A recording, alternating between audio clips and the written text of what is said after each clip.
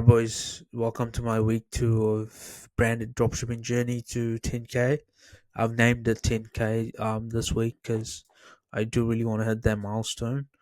And yeah, so from an update from my previous sort of update, which was week one, is that I've completely scratched the previous product because it just wasn't working for me. It was a tallow cream product.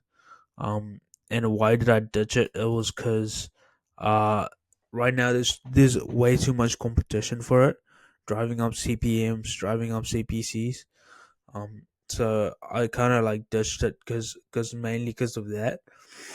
And also that I've come to realize that it's not a quick transformation type of product either.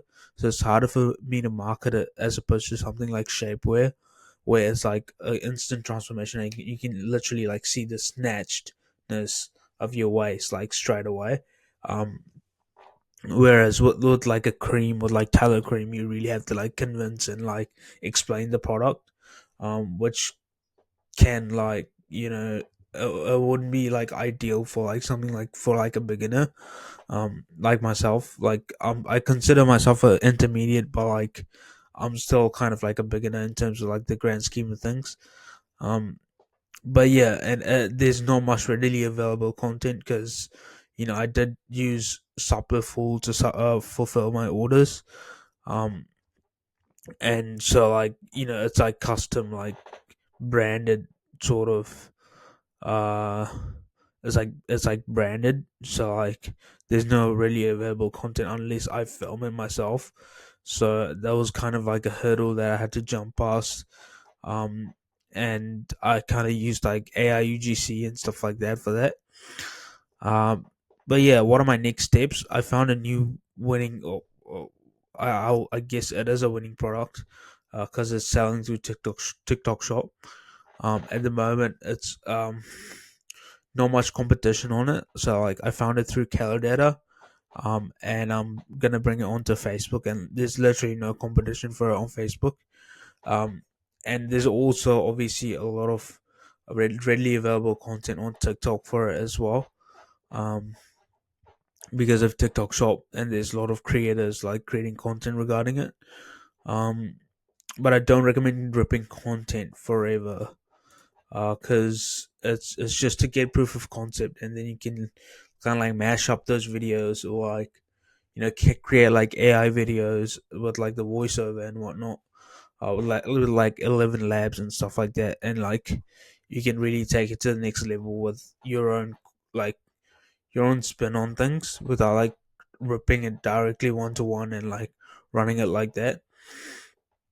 um but yeah, you have to invest in UGC as well later down the line, which is a major thing. um but yeah, and this product has like good margins as well. uh, I think it's like a 4x, 4 to 5x I can mark it up. And I'll explain why. Because I'm switching to supply as well, which will bring my cogs down. So that'll give me good margins in return. So yeah, and it is a quick transformation type of product. So like I don't have to be like an excellent marketer to like market this product. I can literally show them like the transformation, that the shortcut, if you will, that it creates. And yeah, and it's really visual as well. So like like I don't have to like explain it, so then like convince them to buy it, because it just literally shows what the product does literally in like 10 seconds, and like they will be convinced to buy it, right? So yeah, and also it's a unique product as well. It can't be found in stores like Walmart. Obviously Amazon has it, but like and on Amazon there's a lot of people selling it as well, like with like huge fucking demand. And also like obviously, um the cons of the new product is that it's not the type of product that like that will have recurring revenue coming in, because it's not a supplement or like a perishable product. So there's literally like no revenue coming in month after month, right? Which is a con. But that's kind of like the cost that you're taking, right? Like sometimes you just have to like take it on the chin and move on, because you're not gonna have like all the stars aligned perfectly at the perfect time for you to go and test a product, right? And therefore I would have to rely on front end acquisition at all times. And it's a pretty big con because if ad costs rise, I will be unprofitable. But Facebook is pretty consistent, so I'm not really like too worried. So yeah, so unless I can sell complementary upsells and cross sells that people will come back for, which will be done later on, I just want to get proof of concept for this product right now, and then I'll move on to like creating like upsells and cross sells that people will come back for, and like I can have returning customers and recurring revenue, right? And yeah,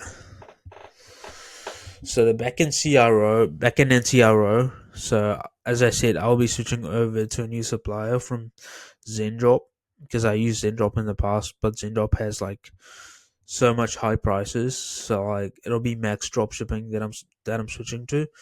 I've heard like good things about them, and I've read some reviews about them as well. And they have an app that directly integrates with your Shopify, so that you can literally like you know um just integrate it, and like you can pay for your orders there, you can ask for a quote there, and stuff like that.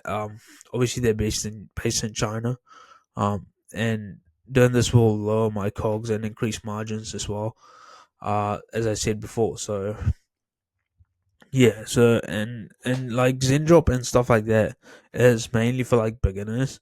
So like I'm not really at that stage where like like I'm obviously like trying to get proof of concept, right? But like I'm not like a beginner, like where I'm testing my first product, second product, or whatever.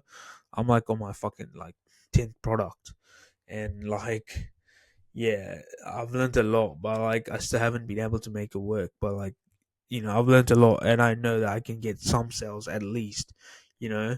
So like even I don't think these guys have like an MOQ. I haven't contacted them yet, but I don't think they have an MOQ uh for like products, right? So like MOQ stands for like minimum order quantity for like drop shippers, right? So like if you're drop shipping, and like some suppliers and like some agents will have an MOQ where they won't accept like, because it's like it'll be like a waste of time for them for like if they start fulfilling your orders and you only get like one or two orders, and like they just wasted their time like sourcing the product for you.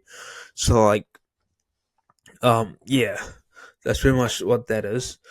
And yeah, I have no email flows except for Shopify's abandoned checkout email flow. I'll be getting to this once I get proof of concept for this product. So yeah, I'll be using Klaviyo for that. But yeah, and this abandoned checkout is pretty good as well with like Shopify. And I'm gonna redesign my product page and homepage to look more professional as well. I've seen some competitors run like really nice pages, like landing pages and like product pages.